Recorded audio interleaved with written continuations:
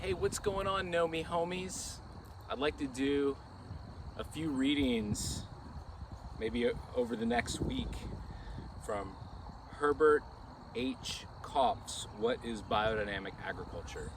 Many of you may be very curious what that is, how it differs from organic and other types of practices. So it's just going to be like a little reading from this book.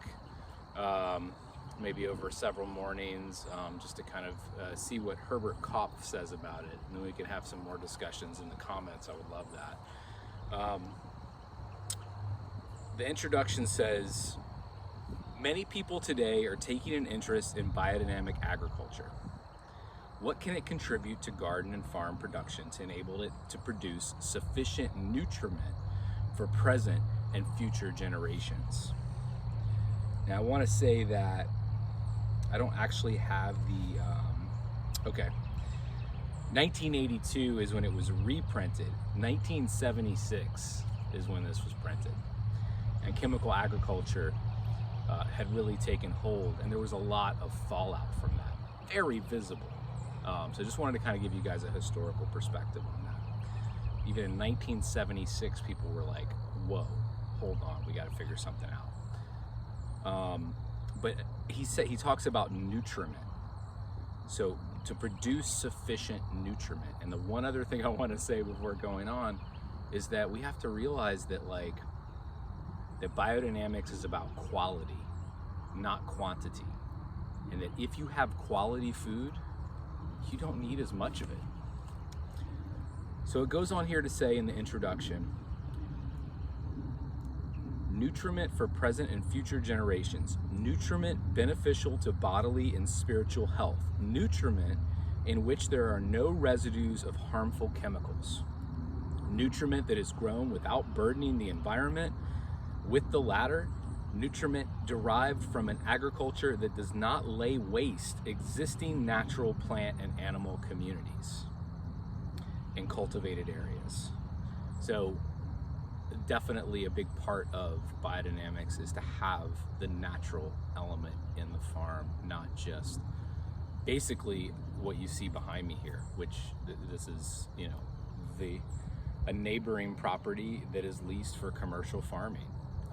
And that being said, this particular property does have woods all around it. Many don't, for hundreds and hundreds of acres.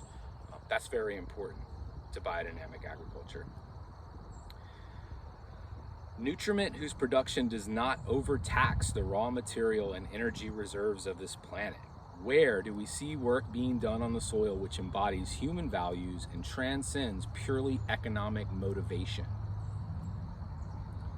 Obviously, money is an important energy flow, but it can't guide all of our decisions. It can't be the only decision-making factor.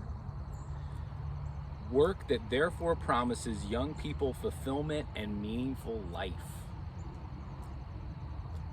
This is a long list of questions, each one equally real and pressing. One cannot talk of agriculture today, 1976 guys, without at least pointing out that such questions exist. The interests of agriculture are bound up in all directions with the widest spheres of life. The biodynamic movement sprang from 8 lectures given by Rudolf Steiner at Whitsuntide, 1924 in Koblenz, Silesia. The term biodynamic was given to it by the persons who attended the lectures and who proceeded to put the content of the lectures into practice.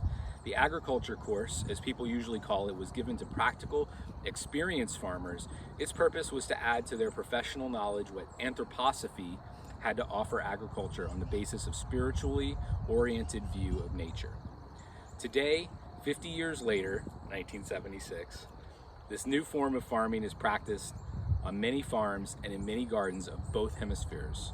What was given in 1924 as spiritually deep in knowledge also holds answers to many problems which have been developed since then and which have recently become acute. Not theoretical answers, but answers which have been translated into practice and have effects that can easily be seen. I hope you guys have a great week. I would love to talk about biodynamics I have trained in biodynamics, I have practiced it, but you know, my journey is just beginning.